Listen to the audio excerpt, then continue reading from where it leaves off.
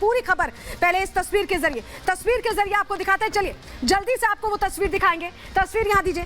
भारतीय शिप जो दरअसल आ रहा था लाल सागर से भारत की ओर, आप ये शिप देख रहे हैं, ये भारत की ओर आगे बढ़ रहा था। शिप पर हमला किया है। किसने हमला किया है? हूती विद्रोहियों ने हमला कर दिया इसी शिप पर जो भारत की ओर आ रहा था। अब पूरी जानकारी चलिए जल्दी से आपको दे देते हैं। जल्दी से पूरी जानकारी आपके सामने रखेंगे कि यह हमला कैसे हुआ, कब हुआ और क्या पूरी स्पेसिफिकेशन। चलिए 2 हिमाकतें की हैं। पहली हिमाकत आपको जल्दी से चलिए बता देते हैं। सऊदी अरब से तेल लेकर भारत आ रहा था ये जहाज, जिसकी हमने आपको तस्वीर दिखाई है, और उसी वक्त हमला किया गया है। जल्दी जल्दी प्लेट्स बदलेंगे हम ग्राफिक्स की। भारत से बताया जा रहा है करीब 370 किलोमीटर की दूरी पर केम प्लेटो जो ये शिप था वो आ रहा था, भारतीय इकोनॉमिक जोन के बिल्कुल करीब पहुंच चुका था, यानी भारत इंटर करने वाला था। शनिवार सुबह को शिप को निशाना बनाया गया है, टारगेट किया गया है। समंदर में शिप पर ड्रोन से हमला किया गया। केम प्लूटो जापानी कंपनी का जहाज था जो कि भारत आ रहा था। लाइबेरिया के फ्लैग से ऑपरेट किया जा रहा था और शनिवार रात दूसरे जहाज को निशाना बना दिया गया। जहाज पर 25 भारतीय क्रू मेंबर्स मौजूद थे।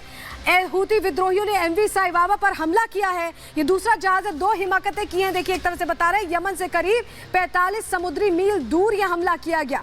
तो 2 जहाजों पर हमला किया गया। अल मंदेब स्ट्रेट में इजरायली शिप समझकर हमला किया गया है और ये 2 जहाज हैं जिन पर हमला कर हूती विद्रोही बताने की कोशिश कर रहे हैं कि वो समंदर में लगातार दबदबा कायम करेंगे, लेकिन जवाब देने की भी तैयारी। चलिए एक और तस्वीर जल्दी से आपको दिखा देते हैं।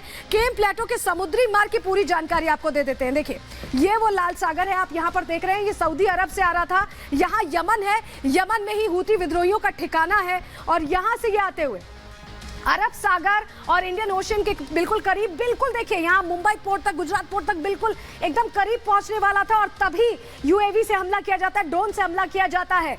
ये पूरा रूट हम इसलिए समझा रहे हैं क्योंकि यहाँ पर हूती विद्रोहियों का गढ़ माना जाता है। यहीं से वो सपोर्ट कर रहे हैं, चाहे हमास को बात करें, हिजबुल्लाह को बात करें, और अब रेड सी ये जो पूरा इलाका है इसमें दबदबा कायम करने की कोशिश है। ये कहे कि मिडिल ईस्ट में दबदबा कायम करने की कोशिश कर रहे थे, लेकिन यहाँ पर हमला किया गया। चलिए अब आपको बता देते हैं कि अमेरिका ने इसको लेकर क्या आरोप लगाए। अमेरिका ने कई बड़ी बातें कही हैं, कई बड़ी बातें की हैं। अमेरिका ने क्या कहा है और किस तरह से पल्ला झाड़ा गया है, ये भी चलिए आपको जल्दी से बता देते हैं।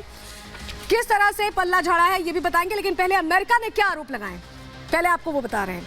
सबसे बड़ी बात अमेरिका की तरफ से कहा गया है कि अमेरिका और हूती ईरान पर आरोप लगा रहे हैं। अमेरिका ने हूती विद्रोहियों पर ड्रोन अटैक का आरोप लगाया कि ड्रोन से हमला कर दिया गया। हमले में ईरानी ड्रोन के इस्तेमाल की बात भी अमेरिका ने कही है, यानी ईरान से सपोर्टेड ये कहा गया। लेकिन ईरान की तरफ से क्या कहा गया, देखिए हूती विद्रोहियों के पास अपने खुद के हथियार हैं, ईरान ने हथियार नहीं दिए। ईरान ये साफ कर रहा है हूती विद्रोही अपने फैसले खुद लेते हैं, यानी ईरान ये कह रहा है कि ईरान ने ये फैसला नहीं दिलाया है,